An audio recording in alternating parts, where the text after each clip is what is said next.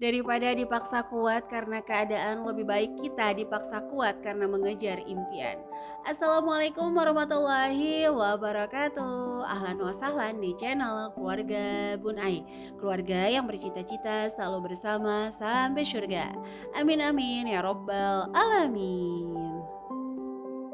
5 hari nggak upload tuh rasanya kangen banget. Semoga di sini juga ada yang kangen sama konten terbarunya Bun Ayah.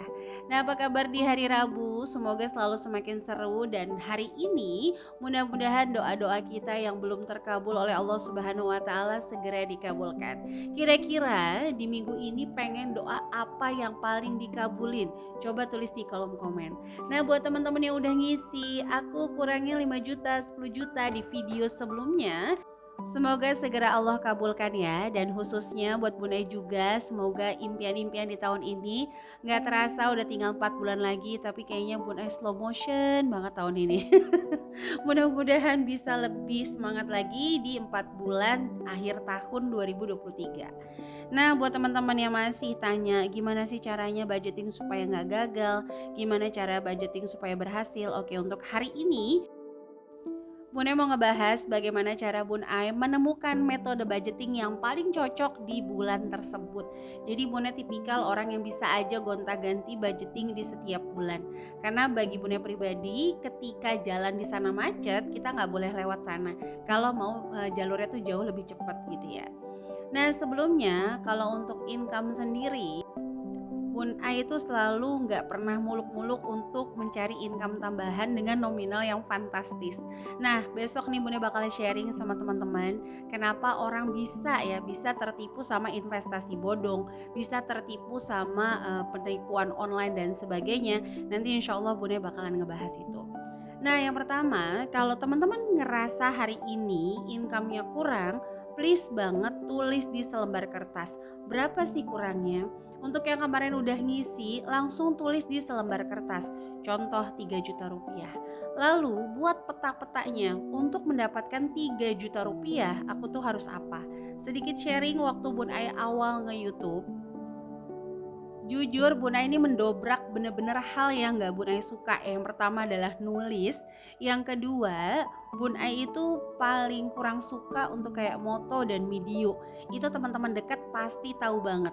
Makanya sekarang tuh ada beberapa case yang sebenarnya kalau di videoin bisa jadi konten, tapi gak tahu kenapa terlewat.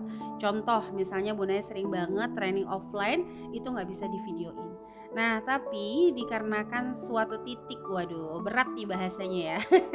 Bun Ai tahu bahwa hal yang Bun Ai lakukan dulu nggak bisa Bun Ai lakukan ketika punya baby Agni, karena baby Agni lebih aktif ketimbang Abang Bima. Dulu waktu nambah income, Bun Ai jual lauk matang sehari tuh targetnya bisa nabung 50.000 sampai 70.000 aja cukup. Tapi Bunda punya target mingguan, jadi bisa berdua sama pak suami. Itu kalau dipikirin sekarang kok bisa ya. Sehari Sabtu itu 80 box, Minggu kita ngedian 150 box. Bunda masih ngajar offline gitu ya. Kalau dipikirin, waduh dulu kok bisa ya. Kalau sekarang nggak tahu bisa apa enggak ya. Tapi manusia biasanya adaptif. Nah, kalau untuk YouTube sendiri sekedar sharing aja, Bunda itu dulu mikir nggak apa-apa deh setahun itu belajar nge-YouTube. Nanti kalau gajian minimal banget bisa nge-cover uang sayur. Jadi kan katanya kalau gajian YouTube minimal $100. $100 tuh dulu 1,3 sekian.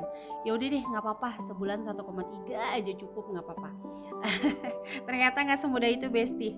Alhamdulillah banget, yang Mune pikir setahun Mune kayak bakalan cuma belajar aja nih untuk dunia YouTube, ternyata 3 bulan monetisasi. Karena Mune mikir kalau udah videonya nggak bagus harus rajin upload, dulu mikirnya kayak gitu. Nah ternyata singkat cerita di YouTube tuh cuma kayak pembuka jalan. Banyak banget jalan-jalan rezeki setelah Bun Ai nge-YouTube terbuka luas. Salah satunya adalah dikumpulkan dengan orang-orang yang positive vibes. Jadi ada yang gagal di YouTube, dia ke TikTok jauh lebih fantastis. Ada yang gagal di TikTok, dia buka rumah makan tapi medianya tetap dia jalankan dengan omset yang luar biasa. Jadi kalau circle-nya udah positif, udah deh ya, susah banget kayak negatif. Makanya Bunda berharap orang-orang yang ikut SMC itu kalau misalnya mau japri ya nggak apa-apa. Semoga bisa menjadi komunitas yang menaikkan positive vibes-nya ya teman-teman. Nah, kenapa budgeting itu penting? Yang pertama adalah menyadarkan kemampuan diri, baik jajan atau anggaran. Jadi jangan pernah mikir hidup ini sesuram apa ya, basuh benggalanya malampir yang cuman bisa ngeliatin orang aja tanpa merasakan. Enggak, Bunda selalu jajan di weekend. Bahkan kadang-kadang kalau ada penghasilan tambahan, sorry banget nggak ada maksud apa-apa. Weekend kemarin Bun Ai ngehabisin untuk nge-reward beli snack anak-anak tuh hampir 500 ribu. Tapi bedanya kalau dulu 500 ribu sekali makan, kalau sekarang kayak 500 ribu beli snack sayang yang bisa buat bekal nanti, yang bisa dimakan berhari-hari seperti itu ya. Nah, jadi tuh kalau misalnya budgeting itu kita kayak sadar bahwa oh enggak level aku belum beli motor yang itu tapi motor yang ini karena kalau aku beli motor itu udah cicilannya bikin pusing, pajaknya belum sanggup, perawatannya juga Masya Allah enggak deh. Atau aku nggak melakukan hal yang sia-sia dibanding aku kayak kelar beli aset yang menurun terus ku jual beli aset lagi yang baru hanya untuk gengsi, mendingan beli aset yang meningkat. Jadi budgeting sepenting itu. Yang kedua, menghindari maksimal semaksimal mungkin kita mampu ya. Tapi sekali lagi seperti Asmaul Husna yang 99, berarti 99%-nya itu milik Allah. Yang 1% ini kita usahain maksimal untuk menghindari resiko masa depan. Seperti anak dijadikan dana pensiun, orang tua dijadikan dana darurat, teman-teman dijadikan dana tak terduga. Nah, itu kita hindari. Dari kondisi-kondisi bertabrakan. Misalnya kita udah melemah, kemampuan kita mencari income itu udah menurun, sementara anak-anak kebutuhannya meningkat. Karena kita nggak punya persiapan ya udah hutang di mana-mana. Aset yang diperjuangkan dari zaman kita produktif harus lagi kita gadaikan, kita bayarkan bunga lagi padahal usia produktif kita itu berkurang. Aduh. Cepet banget ngomongnya ya. Iya nih, aku nih ngereok nih teman-teman. Canda ya. Tahu ngereok nggak bahasanya Bun Ai itu kayak nangis gitu. Jadi ceritanya tuh dulu sama Rafa kita nonton reok. Nah sampai sekarang kalau Bunda mau marah pasti Bunda bilang Bunda mau ngereok nih. Agni juga sama, Joni Jailin bang. Nanti dia ngereok. Sorry ya teman-teman kalau bahasanya kurang bagus atau kurang cakep buat teman-teman. Oke, selanjutnya di sini adalah budgeting itu membuat kita mengelola emosi dalam diri jauh lebih stabil. Ini yang benar-benar Bunda ngerasain. Kenapa? Karena pas punya uang seperti contoh alhamdulillah kemarin Bunda dapat rezeki tak terduga, itu nggak kayak aduh ini gimana ya cara ngabisinnya kayak dapat uang kaget yang padahal uangnya nggak seberapa. Ini pokoknya harus habis. Ayo kita ke mana kayak self reward enggak ya. Jadi Bunda lebih kayak tetap self reward tapi untuk hal-hal yang memang butuh. Kemarin Bunda habiskan untuk snack anak-anak, untuk beliin baju-baju mereka yang memang udah mulai kesempitan dan harus diganti. Dan alhamdulillah jujur, Bunda punya anak laki-laki 2, Bunda belum pernah ngerasain yang namanya nyimpen seragam Abang Rafa. Jadi kalau Abang Rafa udah kekecilan, Abang Rafa udah nggak bisa dipakai, itu jarang banget Bunda simpen untuk Abang Bima. Katanya orang yang budgeting tuh orang yang gak yakin rezeki. Terbalik teman-teman. Justru dengan budgeting kita udah yakin bahwa nanti rezeki Bima tuh udah ada karena udah kita persiapkan. Jadi alhamdulillah seragam-seragamnya Bang Rafa tuh langsung dilungsurkan ketika dia kekecilan. Apalagi perkembangan anak-anak kan cepet ya. Jadi hampir setiap tahun sebenarnya Bunda beli seragam. Oke, selanjutnya di sini mengelola dalam diri itu supaya jauh lebih stabil. Kalau kita lagi males nyari income, balik lagi ke poin 1. Aduh, kalau lagi males saya sadar income-nya masih kurang. Udah kurang, males, hobinya ngeluh. Wah, udah deh. Itu mah sama bahagianya tuh kayak dari Sabang mau ke Merauke bakal jauh banget. Nah selanjutnya gimana sih cara Bunda menentukan metode budgeting di setiap bulan? Simple banget. Yang pertama adalah Bunda selalu ngejumlahin dulu income per bulan ini. Contoh income tetapnya berapa, income tidak tetapnya berapa. Income tetap itu pasti dari Pak Suami, income tidak tetap pastilah dari Bun Ai. Kadang-kadang 3 minggu ngupload kayak kemarin, iya terjun payung. Siapa juga yang mau bayar kalau nggak kerja ya? Oke, selanjutnya di sini. Selanjutnya Bunda itu bakal kayak ngerinci dulu, cicilan ada nggak sih, tagihan rutin ada nggak, iuran ada nggak, arisan atau kondangan, sumbangan, patungan yang udah bisa Bun Ai lihat gitu ya hilalnya.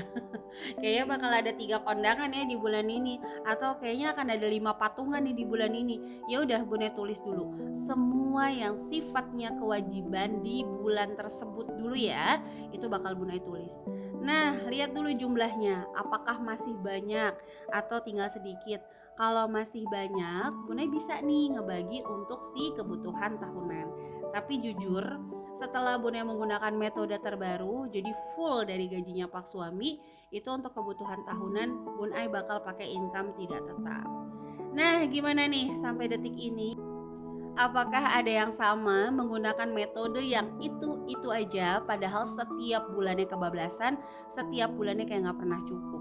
Coba direview lagi, kalau udah 6 bulan terus begitu, anggaran galon kepake sayur, anggaran sayur kepake pulsa, atau anggaran pulsa nggak kepake, dana tak terduga habis terus. Nah itu harus direview anggarannya. Siapa tahu metode bulanan itu belum cocok buat teman-teman.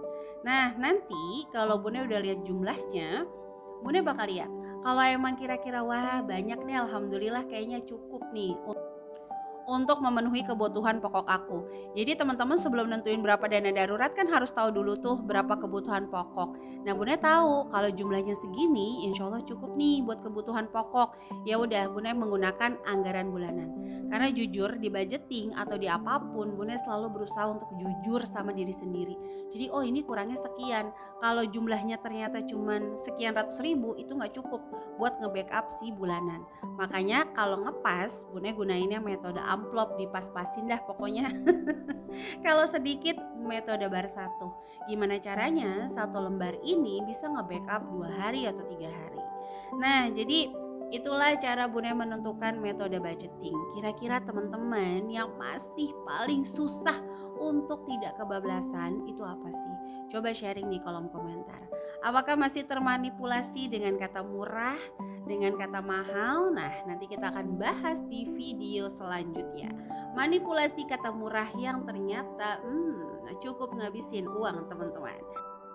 Kamu yang punya pertanyaan seputar budgeting langsung aja tulis di kolom komentar, atau mau join ikut kelas LOA Budgeting, kelas Smart Mom Class terbaru yang akan ngebahas gimana caranya kita bisa dapat income dengan minim modal, terus kita bisa mengubah mindset kita tentang budgeting, menghilangkan sifat boros, kalimat-kalimat yang menyadarkan alam bawah sadar. Nah teman-teman, pokoknya seputar Smart Mom Class langsung aja hubungi admin, nomornya ada di deskripsi box. Percaya dan semangat, semakin kamu menyukai budgeting kamu sendiri, mencintai, mensyukuri ya berapa gaji kamu hari ini, insya Allah Allah akan menambahnya secara pelan-pelan. Mungkin tidak lewat nominal, tapi lewat keimanan kamu yang jauh lebih nyaman, karena itu adalah bayaran termahal. Oke, jadi ini aja yang bisa Bunda share di hari ini. Terima kasih yang udah nonton dari awal sampai akhir. Yang baru bergabung jangan lupa untuk subscribe, share video ini jika bermanfaat. Sampai jumpa lagi. Wassalamualaikum warahmatullahi wabarakatuh.